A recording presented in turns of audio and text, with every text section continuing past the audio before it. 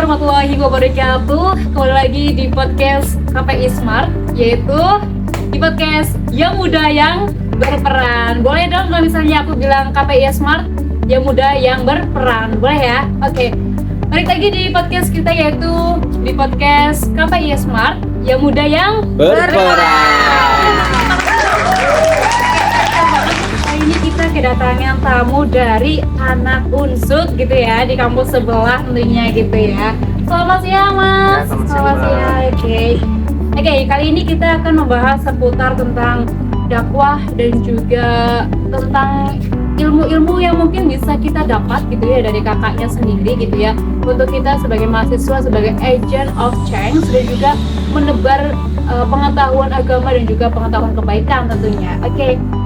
Mungkin dari saya sendiri, yaitu bersama saya Rini Linda Dibasuti dan juga segenap tim yang nanti akan disebutkan gitu ya. Dan di sebelah samping kanan saya ada Kak, siapa Mas, bisa diperkenalkan secara singkat gitu ya? Nama saya Syahbudin Fauzan.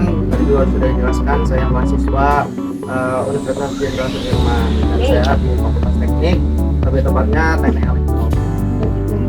Siap. Oke, mungkin seperti itu saja dan juga nanti kita kulik-kulik abis lagi gitu ya. Oke, sebelum saya masuk ke pertanyaan gitu ya Mas ya, sebelumnya di kampus itu ikut organisasi apa aja sih Mas? Oh ya, saya cukup aktif di beberapa kepanitiaan dan juga organisasinya di kampus, khususnya di BEM. Dan sekarang saya mungkin dari 3 tahun yang lalu lah saya aktif di BEM, dan sampai sekarang saya masih aktif di BEM, khususnya di BEM Fakultas Teknik. Oke, keren banget ya.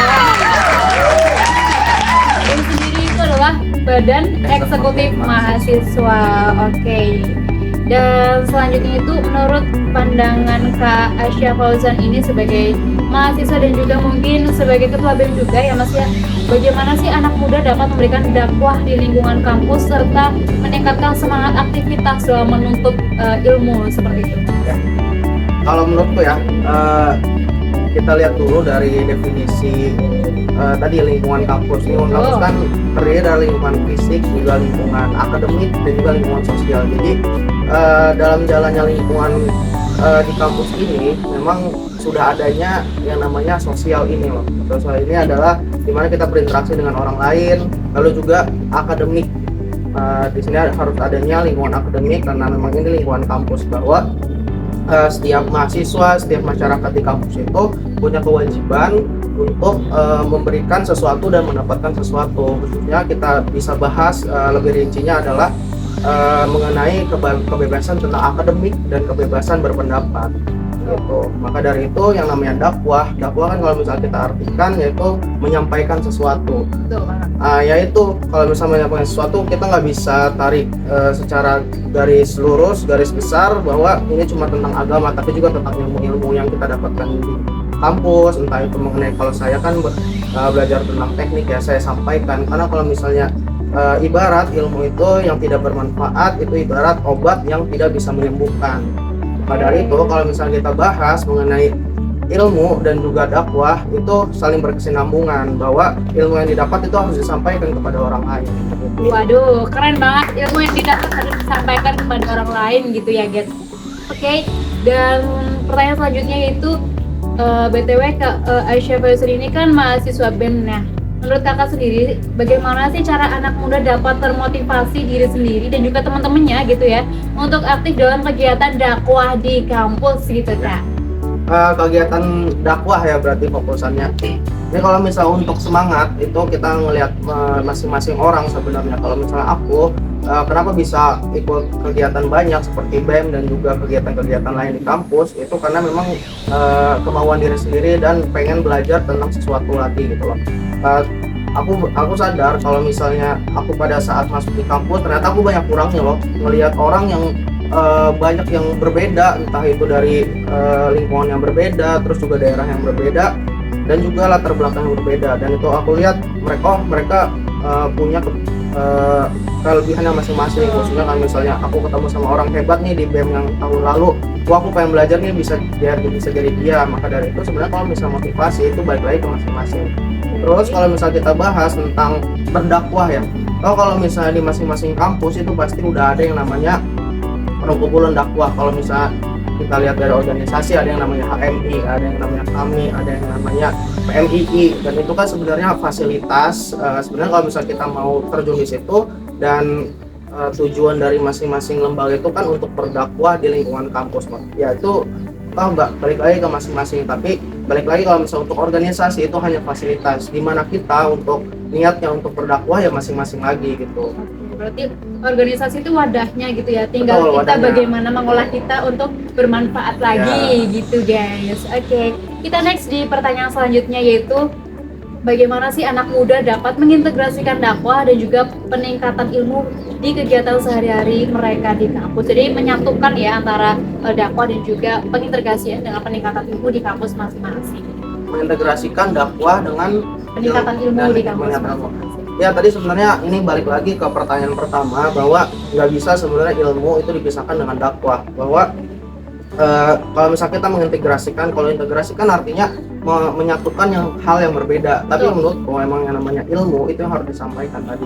Bahwa kalau misalnya kita hilangkan integrasi, bahwa penerapan ilmu itu memang harus disampaikan secara dakwah. Jadi apapun yang kita ajak belajar dari kampus, belajar dari lingkungan sekitar, dari masyarakat, itu harus kita sampaikan, khususnya kita sebagai masyarakat muslim ya. Betul. Yang aku juga punya latar belakang di pesantren sebelum ini, jadi ya, alhamdulillah gitu pada saat di lingkungan kampus ya bertemu dengan orang-orang yang heterogen gitu ya aku punya dasar. Jadi pada saat aku punya teman-teman yang nggak sholat segala macam, ya aku sampaikan dengan baik-baik. Maka dari itu kan sebenarnya kalau masalah dakwah itu kan banyak cara ya. Betul. Ada yang dakwah secara personal, terus juga dakwah yang bentuknya kita berdiskusi dengan banyak orang. Tapi sebenarnya satu catatannya, yang penting dakwah itu disampaikan dengan baik. Jadi berbagai metode dakwah ya itu bisa disatukan, dan juga kita melihat targetnya gitu. Enak yang mana, yang mau personality ataupun mungkin yang banyak kita harus tausiah banyak gitu ya. Nah, kalau misalkan sekarang banyak permasalahan bahwa ego dari masing-masing mahasiswa yang kita kenal sekarang banyak yang idealis, maka dari itu sebenarnya tantangan buat orang-orang yang punya niat untuk dakwah secara lurus gitu dalam hal agama. Maka itu kan kebanyakan orang soal agamis loh, soal alim loh, itu yang jadi permasalahan sekarang ya. Gimana kita menyampaikan aja, yang penting baik dan niatnya baik. Oke, jadi kalau misalnya menurut Masnya sendiri itu adalah sebuah tantangan, berarti mungkin hal apa sih yang bisa untuk mengcover supaya nggak jadi tantangan, mungkin menjadi persahabatan gitu, mungkin diskusi gitu ya? Diskusi, terus juga ada juga yang namanya dakwah itu kita mencontohkan hal yang baik. Jadi nggak selalu yang terucap dari lisan, terus juga kita menulis, terus kita mengajak, tapi kita mencontohkan hal yang baik. Jadi pada saat kita mencontohkan hal yang baik, semua hal yang didengar dari kita biasanya akan di-respect gitu loh. Maka itu kalau ternyata dia orang yang baik, jadi pantas untuk dicontoh gitu loh. Betul. Penting banget gitu dakwah itu karena banyak cara. Yang paling penting kita dulu bisa jadi teladan buat teman-teman. Katanya itu 1000 nasihat itu bakal kalah sama 1 tindakan. Betul. Oke, kita lanjut ke pertanyaan selanjutnya, yaitu mengapa sih penting bagi anak muda untuk aktif dalam berbagi ilmu dan juga dakwah di lingkungan kampus? Pentingnya itu buat apa sih kalau menurut persepsi Masnya sendiri? Ya, mungkin tadi juga udah dibahas mengenai mahasiswa adalah agent of change. Kan kalau misalnya kita tarik lagi artinya agent of change-nya, kita harus memberikan kebermanfaatan yang lebih luas kepada masyarakat. Kalau misalnya kita sadari bahwa mahasiswa, kita sebagai mahasiswa nih, mbaknya mahasiswa, aku mahasiswa, itu nggak semua orang loh bisa mendapatkan kesempatan yang sama buat menjadi mahasiswa. Kita termasuk orang yang beruntung, kita bisa diberikan rezeki dan juga waktu untuk bisa berkuliah gitu loh. Nah pada saat itu maka kita semakin tinggi ilmu, maka kewajiban kita pun semakin tinggi. Mungkin sering dengar juga ya, jadi tanggungan kita semakin tinggi kepada saat kita punya ilmu yang tinggi. Jadi pada saat itu harusnya mahasiswa harusnya lebih paham gitu bahwa kita sudah diberikan manfaat gitu, sudah diberikan kelebihan berupa kesempatan untuk berkuliah.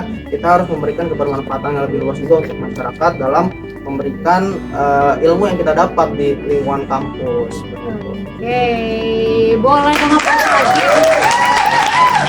Oke, luar biasa ya emang kita sebagai mahasiswa, yaitu agent of change ya. Jadi kita selain kita menuntut ilmu, kita juga harus memberikan ilmu gitu ya. Oke, pertanyaan selanjutnya itu bagaimana sih cara menciptakan lingkungan kampus yang mendukung ya antara pertukaran ilmu pengetahuan dan juga pengalaman gitu di antara mahasiswa gitu. Oke, mungkin selanjutnya dikasih closing statement gitu ya Mas Oke, ya. oke. Oke. Oke, kalau misalnya menciptakan, jadi kalau menciptakan yang namanya lingkungan itu harus dari banyak pihak. Kalau misalnya kita ngomong lingkungan kampus, pasti harus adanya dari pihak kampusnya yang memberikan fasilitas berupa fasilitas. Misalnya, kalau misalnya kita mencari ilmu, ya fasilitas kelas yang bagus dengan kita bisa nyaman belajar di sana. Terus juga ada yang namanya unit kegiatan mahasiswa, yang dimana misalnya orang-orang yang punya minat dan bakat di salah satu bidang itu difasilitasin juga oleh pihak kampus. Terus juga yang penting itu adalah berkesinambungan dan saling mendukung. Betul. Dan juga ini sebenarnya catatan buat semua organisasi mahasiswa, yang dimana kalian tuh mencari kader-kader selanjutnya, bahwa pada saat kalian menjalankan organisasi, jangan yang penting tujuan Jalan organisasi gitu ya. jalan gitu, yang tapi kalian juga harus memberikan kebermanfaatan yang sejelas-jelasnya pada saat orang-orang yang datang ke organisasi kalian itu bisa mendapatkan ilmu yang sesuai gitu. Misalnya kalian ada bekerja di organisasi yang sifatnya kedakwahan, ya orang-orang yang bersamai kalian di sana, kalian harus pastikan mereka itu mendapatkan ilmu bagaimana berdakwah dengan baik, mengucapkan dakwah dengan baik, terus melakukan dakwah dengan baik. Kalau misalnya di BEM dia bisa memberikan kebermanfaatan Lebih luas lagi gitu ya. gitu loh. Maka dari itu ini juga catatan gitu buat organisasi yang ada di kampus ya. Jadi harus dipastikan juga teman-teman yang membersamai kalian itu mendapatkan manfaat juga yang luas gitu. Oke, jangan sampai toxic gitu ya Mas Betul, ya. betul, toxic. Oke, mungkin satu pesan nih buat teman-teman di luar sana supaya lebih semangat gitu lebih ya, mengemban ilmu, dan juga kampusnya juga semangat gitu, nggak loyo gitu. Ya, buat teman-teman sekalian, yang namanya mencari ilmu pasti berat dan harus melewatkan banyak penderitaan. Maka dari itu katanya kalau misalnya kita ingin mencapai sesuatu, kita harus melewati penderitaan yang jauh lebih besar juga. Maka dari itu pada saat kalian mendapatkan ilmu yang sudah kalian dapatkan, maka sebarkanlah, karena tadi sudah saya bilang bahwa ilmu yang tidak disampaikan itu bagaikan obat yang tidak bisa menyembuhkan gitu. Oke, terima kasih banyak Mas atas waktunya ya dari Kak Asya Fauzan ya, dan juga buat teman-teman bisa langsung disimak ya. Kalau misalnya mau tanya-tanya boleh banget langsung di kolom komentar.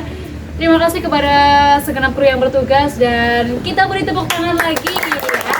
Episode kali ini juga mantep banget ya bersama Kak Asya Fauzan, dan boleh dong kita tagline bersama ya, yaitu podcast KPI Smart yang muda yang berperan. Oke, terima kasih dari kami. Kalau lebihnya mohon maaf. Wabillahi taufiq wal hidayah. Wassalamualaikum warahmatullahi wabarakatuh.